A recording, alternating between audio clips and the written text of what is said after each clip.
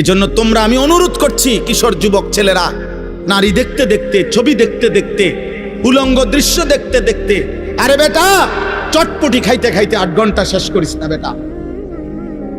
একটা চটপটি খাইছে বেটা, বন্ধুদের সাথে আড্ডা দিছে 8 ঘন্টা। এই 8 ঘন্টা কি করছে অপদার্থ বলতে পারবে না কি করছে। কিরে ভাই কি করছে ততক্ষণ? আড্ডা দিছি। আর কি আড্ডা দিছ? আড্ডা দিছি, নারী দেখছি, মোবাইলে ছবি দেখছি, তার ফাঁসাত লাথি দিছি, তার শার্ট টাইনা ধরছে, তারে ঘুষি দিয়া লাইছে, ওই তোর চুল ধরে টান মারছে। কি রে এরম করস কে? আমরা ফ্রেন্ড, তো ফ্রেন্ডে বুঝি আরেক ফ্রেন্ডরে লাথি দেয়। তো দুইটাই তো অপদার্থ ফ্রেন্ড, দুটাই তো প্লাস্টিক। এটা কোন ধরনের ফ্রেন্ড হইল? একটা আরেকটা লাথি দাও, ফালতু কোথাকার। তাহলে বলেন মিয়া, জীবন মানে শুধু দুনিয়া উপভোগ করা? আখিরাতের ফিকির কে করবে? কবরের ফিকির কে করবে? পরকালের ফিকির করবে কে?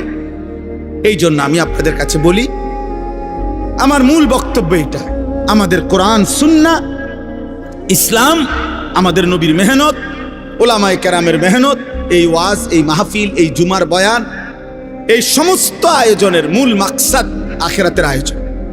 কিসের আয়োজন বলেন না? আল্লাহ তাআলা দুনিয়াকে তুচ্ছ করে ধরছে, বলছে লাহবুন, তামাশা তামাশা। সাহাবাদেরকে বলছে, সাহাবারা হালাল ব্যবসার মাল কিনতে গেছে, আল্লাহ বলছে তামসাদ গেলাকা। অথচ আসলে কি তামসা এটা?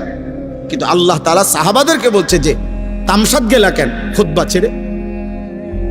দুনিয়াকে আল্লাহ বলছে তামাশা। নবী সাল্লাল্লাহু আলাইহি ওয়াসাল্লাম বলছেন, একদিন নবীজি সাল্লাল্লাহু আলাইহি সাল্লাম একটা কান কাটা মরা ছাগল, কান কাটা মরা ছাগল সাহাবাদেরকে দেখাইয়া বলছে, তোমরা কেউ আমার থেকে 1 দিরহাম 1 টাকা মূল্যে এই কান কাটা মরা ছাগলটি কিনবা? তো সাহাবারা বলছে, লা নাখুযু হাযা বিদিরহামিন, ইয়া রাসূলুল্লাহ, 1 টাকা মূল্যেও, মানে 1 দিরহাম মূল্যেও আমরা এটা কিনবো না। এটা কিত্তাম কিনবো? এটা তো কান কাটা মরা, এটা দিয়ে আমি করবো কি? আল্লাহ নবী সাল্লাল্লাহু আলাইহি ওয়াসাল্লাম বলেন, মুসলিম শরীফের হাদিস, নবীজি বলেন, ফাওয়াল্লাহি লাদ দুনিয়া আহওয়ানু ইনদাল্লাহ মিন হাযা আলাইকুম।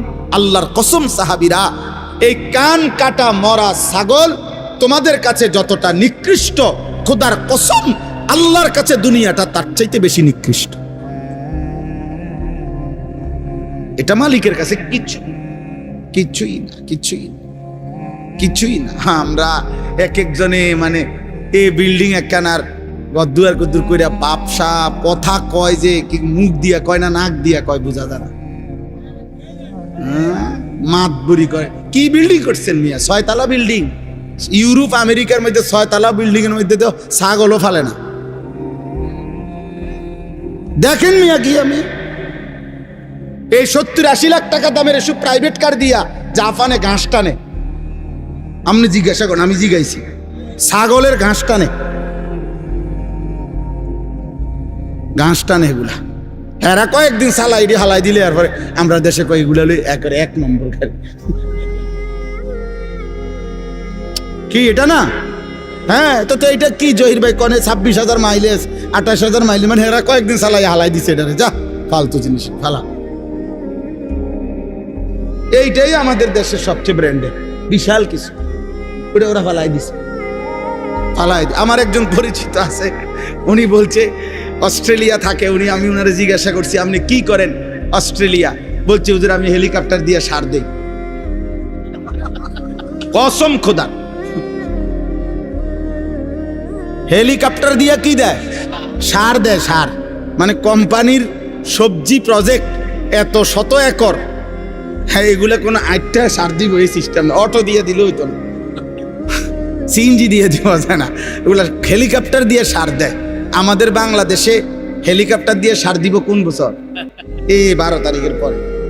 এই দোয়া করেন, 12 তারিখ নির্বাচন না, 12ই ফেব্রুয়ারি, 13-14 তারিখের দিকে ইনশাল্লাহ প্রত্যেকের ঘরে ঘরে হেলিকপ্টার পয়সা যাবে সার দেওয়ার জন্য। যেই বিবৃতি চলতেছে এক একজনের, সুবহানাল্লাহ, কি হয় বলা যায় না, কি হয়। শেষ পর্যন্ত আমরা যার যার দেশে থাকতে পারি কিনা, নাকি সকলেই একবারে বেডিং টেডিং নিয়ে চাঁদের দেশে বা মঙ্গল গ্রহে চলে যায় কিনা সম্ভাবনা আছে, যে আশ্বাস দিতেছে সবাই, মাশাআল্লাহ। আশা করা যায় হয়তো চাঁদে বা মঙ্গলে আমরা ঘরদুয়ার করতে পারবো না। ব্যাপক উন্নতি হয়ে যাবে দেশে, অনেক কিছু হইব। হ্যাঁ ইনশাআল্লাহ। তাইলে দুনিয়া তো বেঈমান আমাদের চাইতে বেশি ভোগ করছে। আমি বুঝাইতে চাচ্ছি এটা, ওরা তো হেলিকপ্টার দিয়ে সার দেয়, আর আমরা তো এখনো অটোতে চলি। দুনিয়া হবে না বাপ, দুনিয়া নিয়ে তামাশা করলে মোমেন হবে না। ইমানদার দুনিয়া না, ইমানদারের আখিরাত। ওয়ালাদ-দারুল আখিরাতু খায়রুল লিল্লাযিনা ইয়াত্তাকুন আফালা তাকিলুন। আল্লাহ বলেন আখিরাতের ঘর জান্নাত মুত্তাকিদের জন্য সেটাই উত্তম, তোমরা কি বুঝবে না? আল্লাহ বুঝে। কুল আউনাব্বিউকুম বিখাইরিম মিন যালিকুম। আল্লাহ বলেন নারীর সৌন্দর্য, সন্তানাদির আকর্ষণ, সম্পদের আকর্ষণ, জন্তু জানোয়ারের আকর্ষণ, ক্ষেত ফসলের আকর্ষণ, এগুলো সব আমি দিছি। আমি জুইয়িনা, আমি দিছি বান্দা, আমি দিছি। আল্লাহ বলেন এই দুনিয়ার এই সব আয়োজন যা আমি সাজিয়ে দিয়েছি তোমাদের জন্য, তার চাইতে উত্তমটা কি সেটা কি আমি তোমাদেরকে বলবো? আল্লাহ নিজে বলতেছে কুল আউনাব্বিউকুম, আমি কি বলবো তোমাদেরকে?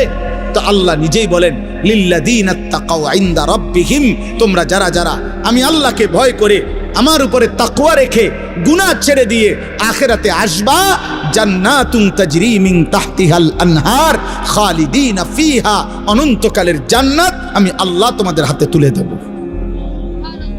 আর জান্নাতের এক কোণা, জান্নাতের এক নিয়ামত, খোদার কসম তোমার দুনিয়া লক্ষ কোটি বারের চাইতেও অনেক উত্তম, অনেক উত্তম, অনেক উত্তম। আপনি যদি বলেন আপনার সন্দেহ হয়, ঠিক আছে, আপনার সন্দেহ নিয়ে থাকেন আপনি, আমার ইয়াকিন হয়।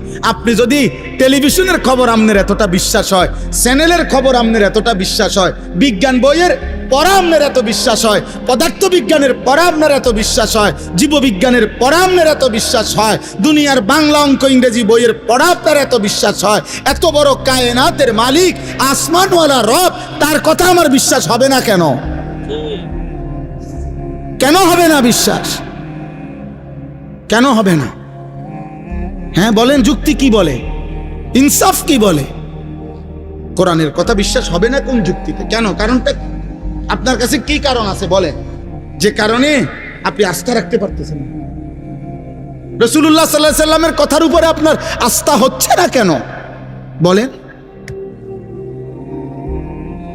আমার শায়েখ আল্লামা মুফতি মুশতাকুন নবী কাসিমি হুজুর অনেক সময় এটা বলে, জিকিরের কথা, আল্লাহর জিকির বলতে বলতে ওয়াজে হুজুর অনেক সময় আবেগে জোশ উঠলে হুজুরে বলে যে হে আল্লাহর বান্দারা, শ্রোতাদেরকে বলে যে দেখেন আমি আপনাদেরকে এতক্ষণ বললাম যে আল্লাহকে ডাকেন, আল্লাহকে ডাকেন, আল্লাহকে ডাকেন, যদি আপনারা কেউ না ডাকেন শেষ পর্যন্ত আমি মুশতাকুন নবী কসম করে বললাম আমি আল্লাহকে ডাকবই ডাকব। ঠিক তেমনি ভাবে আপনারা হাজারবার প্রত্যাখ্যান করেন, নওজোয়ান ভাই তুমি আল্লাহকে ছেড়ে দাও, বাকি মনে রাখো যাকে ছেড়ে দিছো ও চিরেই তুমি তার কাছেই যেতে। হ্যাঁ নিশ্চিত, নিশ্চিত, কোনো সন্দেহ। আল্লাহ আমাদেরকে তৌফিক দান করেন, আল্লাহ আমাদেরকে কবুল করে নেন।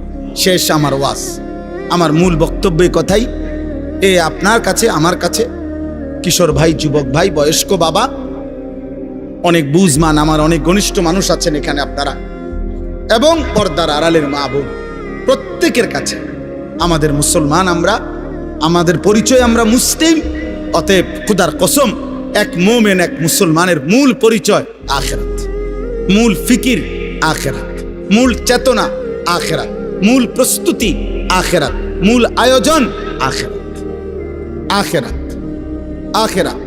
আল্লাহ আমাদেরকে আখিরাতের প্রস্তুতি নেওয়ার তৌফিক দান করেন। আল্লাহ তাআলা বলেন বিসমিল্লাহির রহমানির রহিম, আলিফ লাম মিম। এটা কোরআনের একটা মুজিজা। আল্লাহ তাআলা কোরআনুল কারীমের 29টি সূরার শুরুতে এরকম অক্ষর উল্লেখ করে কোরআনের একটা চ্যালেঞ্জ ঘোষণা করেছেন যে হে পৃথিবীর সমস্ত মুশরিক বেঈমান, যদি তোমাদের কারো মনে হয় কোরআন আমার বন্ধু মুহাম্মদের বানানো, তাহলে কেউ যদি গল্প, কবিতা, প্রবন্ধ নিজে নিজে লেখে, তাহলে অন্যান্য জ্ঞানী গুণী ব্যক্তিরা সেই গল্প, কবিতা, প্রবন্ধের ব্যাখ্যা করতে পারে, কি বুঝাইতে চাইছে। অন্যান্যরা এটা দেখলে বোঝে, কারণ বাংলা পড়ছে এরকম তারও অনেকেই, অঙ্ক পড়ছে এটা তারও অনেকেই, ইংরেজি পড়ছে এটা তারও অনেকেই পড়ছে। তো এই জন্য একজনের লিখা, একজনের কবিতা, গল্প, অন্যান্য স্যারেরা, অন্যান্য শিক্ষিতরা এটা বুঝাইতে পারে না, ব্যাখ্যা করতে পারে না। তো আল্লাহ তাআলা বলছে, যদি ভাবো কোরআন আমার বন্ধু মুহাম্মদের বানানো, তো সে আর তোমরা একই জনপদের, একই এলাকার, একই ভাষাভাষী, একসাথেই বেড়ে উঠছ, অতএব তার বানানো এই কথা তো তোমরাও ইচ্ছা করলে ব্যাখ্যা করতে পারবা, বুঝাইয়া বলতে পারবা। তাহলে মুহাম্মদের বানানো আলিফ, লাম, মিম এই 3 অক্ষরের অর্থ কি? কও কও কও, তোমার আব্বারে ডাকো, তোমার 14 গোষ্ঠীরে ডাকো, যা কও এটার অর্থ কি। এরকম 29টা সূরার শুরুতে আল্লাহ তাআলা এমন আয়াত নাজিল করেছেন, একবারও বলতে পারে নাই, আজও বলতে পারে নাই। অতএব প্রতিবার প্রমাণিত কোরআন আল্লাহর কালাম। কার কালাম? মানুষের কালাম হলে যেই কোনো জ্ঞানী গুণী এটা ব্যাখ্যা করে বলতে পারত। আহাসিবান নাসু আন ইউতরাকু আন ইয়াকুলু আমান্না ওয়া হুম লা ইফতানুন। এই যে কথা শেষ, দেখেন হুজুর চলে আসছেন, ইনশাআল্লাহ হযরত বয়ান করবেন। আল্লাহ তাআলা বলেন, মানুষরা কি ভাবলো? এই কথাটা শুধু তর্জমা শুনলেই বুঝবেন। আল্লাহ তাআলা বলেন, আমার বান্দারা কি ভেবেছে যে তারা শুধু মুখে বলবে আমি মুসলমান, আমি মুমিন, এটুকু উচ্চারণ করবে। ভোটার আইডি কার্ড দেখেন, আমার ধর্ম ইসলাম। জন্ম নিবন্ধন সনদ দেখেন, আমার ধর্ম ইসলাম। পাসপোর্টে দেখেন, আমার ধর্ম ইসলাম। হ্যাঁ, মুখে বলবে আমি মুসলমান। আল্লাহ তাআলা বলেন, অহুম লা ইফতানুন, আমি আল্লাহ এ শুধু দাবি করবে মুসলমান, আর আমি কোনো পরীক্ষা না নিয়ে আমার বান্দাকে ছেড়ে দেব, জান্নাত দিয়ে দেব। এই কি ভেবেছে বান্দা? এই কি ভেবেছ? আল্লাহ তাআলা এটা জানতে চাইছে। কি ভাবছে বান্দা? আখেরাতে পাসপোর্ট দেখাইবা, আখেরাতে আইডি কার্ড, আখেরাতে জন্ম নিবন্ধন সনদ দেখাইবা? না না, আমি পরীক্ষা নেব, ইমানের পরীক্ষা দিয়ে আখেরাতে জান্নাত নিতে হবে। কি দিয়ে বলেন না? পরীক্ষা দিয়ে। কি দিয়ে বলেন? বলেন না কি দিয়ে? পরীক্ষা দিয়ে। পরীক্ষা। ওয়ালাকাদ ফাতান্নাল্লাযীনা মিন ক্বাবলিহিম, আল্লাহ বলেন প্রত্যেক জামানায় যারাই নিজেদেরকে ইমানের পরিচয় দিয়েছে আমি তাদের পরীক্ষা নিয়েছি। ফালা ইয়ালামান্নাল্লাহুল্লাযীনা সাদাকু ওয়ালা ইয়ালামান্নাল কাযিবিন। পরীক্ষা নিয়ে আমি জেনেছি ইমানের দাবিতে কে সত্যবাদী আর কে মিথ্যাবাদী। এজন্য দোস্ত, আমাদের জীবন পরীক্ষা। দুনিয়াকে বলে দারুল ইমতিহান, পরীক্ষার ঘর। আখেরাত হলো দারুল জাযা, ফলাফলের ঘর। পরীক্ষা দেবেন এখানে, ফলাফল শুনবেন সেখানে। দুনিয়াকে বলে দুনিয়াকে বলে দারুল আমাল, আমলের ঘর। আখেরাতকে বলে দারুল হিসাব, হিসাবের ঘর। দুনিয়াকে বলে দারুল মিহান, মেহনতের ঘর। আখেরাতকে বলে দারুল জাযা, ফলাফল, প্রতিদানের ঘর। মেহনত করবেন এখানে, প্রতিদান পাবেন সেখানে। আমল করবেন এখানে, হিসাব পাবেন ওইখানে। পরীক্ষা দেবেন এখানে, ফলাফল শুনবেন ওইখানে। কথা বুঝছেন কি না বলেন? পরীক্ষা দিতে হবে। এন্ড পরীক্ষাটা কি? পরীক্ষা হলো এই প্রতিদিন মৃত্যু পর্যন্ত আল্লাহ তাআলা আমাদেরকে যত বন্দিগি করতে বলছেন এটাই পরীক্ষা। প্রত্যেকটা ইবাদত এটাই পরীক্ষা। প্রতিটা গুনাহ ছেড়ে দেওয়া এটাই পরীক্ষা। প্রতিটা আদেশ পালন করা এটাই পরীক্ষা। প্রতিবার নামাজের ওয়াক্ত হয় এটাই পরীক্ষা। সেজদা দিচ্ছেন না ছেড়ে দিচ্ছেন। প্রতি বছর পরীক্ষা, যাকাত দিচ্ছেন না ছেড়ে দিচ্ছেন। প্রতি রমজান পরীক্ষা, রোজা রাখছেন না নাকি রাখছেন না। টাকা সামনে, উপার্জন সামনে, পরীক্ষা, হালাল উপার্জন করছেন না হারাম উপার্জন করছেন। খাবার সামনে, পরীক্ষা, হালাল খাবার খাচ্ছেন নাকি হারাম খাবার খাচ্ছেন। নারী সামনে, পরীক্ষা, হা করে তাকাইয়া আছেন নাকি চোখ নামায় রাখছেন। প্রত্যেক গুনার মুহূর্তে ছেড়ে দেওয়ার পরীক্ষা, প্রত্যেক আদেশের মুহূর্তে পালন করার পরীক্ষা। বুঝাইতে পারলাম? কথা বলেন না, বুঝলেন? এরপরে পরীক্ষা দিতে হবে দোস্ত, পরীক্ষা দিতে হবে। ওই ইমাম সাহেব রে ইসরা এই 60 জন এতিমের কান্দে করে ব্যস্ত যাবে। এতিম তো আপনার এত পয়সাওয়ালার সাফে সমান হয়ে যাবে। না না, দান সদকা একটি আমল। কথা বলেন, দান সদকা কি? দান সদকার অনেক নেকি। কিন্তু আপনি বলেন, কেউ যদি আজকের দিনে 100 কোটি টাকাও দান করে, কিন্তু আজকের মাগরিবের নামাজ যার ছুটে গেছে, আজকের এশার নামাজ ছুটে গেছে, তো এই 100 কোটি টাকা দানের বিনিময়ে আজকের মাগরিবের নামাজের কাফফারা হবে তো? এশার নামাজের কাফফারা হবে তো আব্বা? তো তাইলে এই জন্য আল্লাহ তাআলা বলেন, বান্দা পরীক্ষা দিতে হবে, পরীক্ষা। প্রত্যেকটি আদেশ পালন করার পরীক্ষা, প্রত্যেকটি নিষেধ ছেড়ে দেওয়ার পরীক্ষা। এই পরীক্ষায় উত্তীর্ণ হয়ে জান্নাতে যেতে হবে। জান্নাত মামুলি না, জান্নাত 2টা রুম আর একটা বারান্দা না, সবচেয়ে ছোট জান্নাত 10 দুনিয়া বরাবর। আপনি এটাকে মামুলি মনে করছেন কেন? আখিরাত মামুলি না, হাসরের মাঠ মামুলি না, না পা মামুলি না। হাসরের মাঠ মসজিদে 4টা ফ্যান দেওয়া না, 3-4-12 হাজার টাকা দিয়ে জান্নাত না, এত কম না। 2 কাতার টাইলসের টাকা দিছেন, আপনি বেহেশতে যাবেন না, হবে না। এটা একটা আমল, নেকি হবে, সওয়াব হবে, কিন্তু বাকি আমলগুলোর হিসাব দিতে হবে। আম হাসিবাল্লাযীনা ইয়ামালুনা আস-সাইয়্যাতি আন ইয়াসবিকুনা সাআ মা ইয়াহকুমুন। শেষ আল্লাহ বলেন, বান্দা তোমরা যারা যারা প্রতিনিয়ত নাফরমানি করছো, তোমরা যদি ভেবে থাকো যে এই পৃথিবীর বহু লোককে ফাঁকি দিছ, কেউ টের পায় নাই তোমার পাপ, তোমার অপরাধ, এ কারণে যদি মনে করে থাকো যে আমি আল্লাহকেও ডিঙ্গায় ফেলবা, আমাকেও ফাঁকি দিয়ে ফেলবা, খোদার কসম আল্লাহ বলেন সাআ মা ইয়াহকুমুন, তাহলে বান্দা এটা কিন্তু তুমি বড় ভুল সিদ্ধান্ত নিছ। এই পৃথিবীর সব ফাঁকি দিল, আমারে ডিঙ্গাইবা কেন? আমাকে আড়াল করবা কেন? আমার থেকে লুকাইবা কেন? আমাকে অতিক্রম করে যাবা কেমনে? আমার হাত থেকে ছুটবা কেমনে? পারবেন? কথা বলেন না পারবেন? বলেন না পারবেন? হ্যাঁ যুবক ভাই, অতএব নওজোয়ান, রাত 2টায় পৃথিবী ঘুমায়, কিন্তু আসমানওয়ালা রব ঘুমায় না। 2টা বাজে, তুমি ভাবছো কেউ জেগে নাই, এই জন্য মোবাইলে উলঙ্গ ছবি দেখো। আসমানওয়ালা রব ডেকে বলে, আনিস আমি জেগে আছি, আমি দেখছি, আমি দেখছি, আমি দেখছি। সুদের টাকা কেউ টের পায় নাই, ওজনের কমতি কেউ বুঝে নাই, কাস্টমার বুঝে নাই, আসমানওয়ালা বলে আমি বুঝেছি। মান কানা ইয়ারজু লিকা আল্লাহ ফাইন্না আজালাল্লাহি লাআতিন ওয়া হুয়াস সামিউল আলিম। ওফো, মালিক শেষের চমৎকার কথা বলেন। অতএব সব কিছু বুঝে শুনে পরীক্ষা দেওয়ার নিয়ত করে আমার যে বান্দা ঈমান আমলের পরীক্ষা দিবা, বন্দেগী ইবাদত আমল করতে থাকবা, আর মনে মনে আশা আমি আল্লাহর সাক্ষাৎ পাইবা, জান্নাত পাইবা। আল্লাহ বলে যদি এই আশা পোষণ করে থাকো, আমার বন্দেগী করতে থাকো, আমি আল্লাহ ওয়াদা দিলাম আমি একদিন নির্দিষ্ট সময়ে আমার ফেরেশতা মালাকুল মউত আজরাইলকে তোমার কাছে পাঠাবো, সে তোমাকে আমার কাছে নিয়ে আসবে, আমাকেও দেখবা, আমার জান্নাতও পাইবা। হুয়াস সামিউল আলিম। আল্লাহ বলেন, অতএব শুনে নাও বান্দা, যাই বলো আমি সব শুনি, যাই করো আমি সব জানি, ভালোটাও জানি, মন্দটাও জানি, রাতেরটাও জানি, দিনেরটাও জানি, একাকীও জানি, প্রকাশ্যেও জানি, দিবালোকেও জানি।